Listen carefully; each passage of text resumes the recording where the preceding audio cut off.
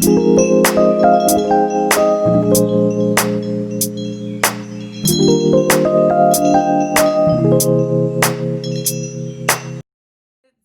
name is Tabitha Morris, and welcome back to Tabitha's Topics. I am so excited to be talking to you all today about something that is very near and dear to my heart. It's something that I had to actually walk through, and I know it's something that many of you walk through. And today is about self-sabotaging.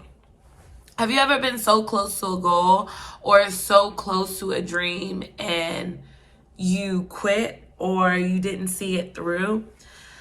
Well, there are indicators of self-sabotaging, which can be procrastination, it could be avoidance, it could be isolation, it could be ruining of relationships, it can be an array of different things. Those are usually the four biggest indicators. But there are an array of different items that are linked towards sabotaging, but the root aren't those items. Those are simply the symptoms. The root is how are you thinking? So in this segment of A Renewed Mind, we're really going to be addressing thought patterns.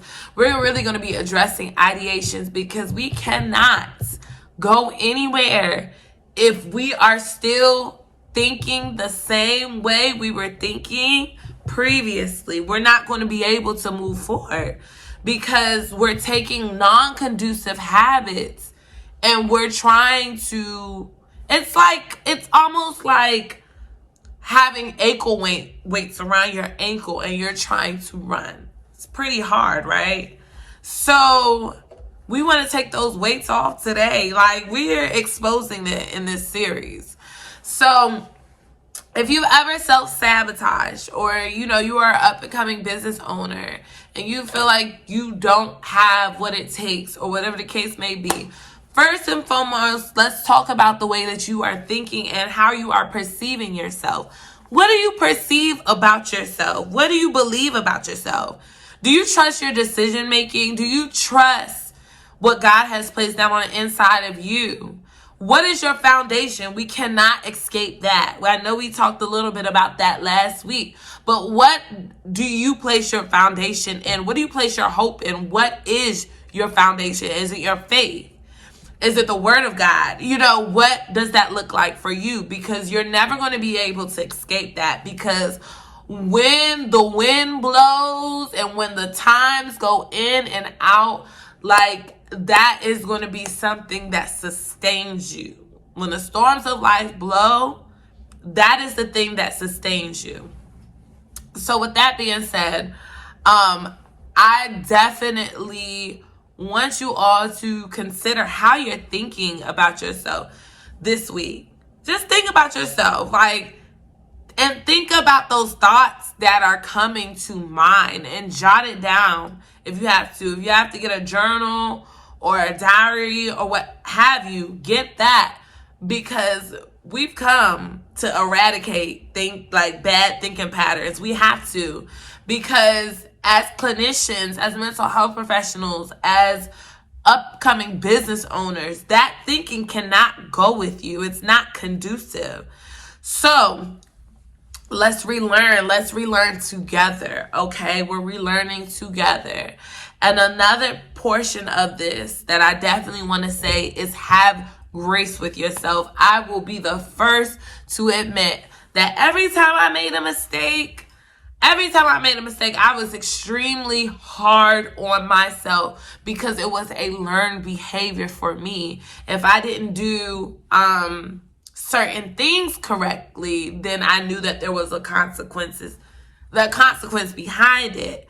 So what was the root of that? What is the root of your self-sabotaging? Because it could look like that too. We dig out roots. We got to dig out these roots.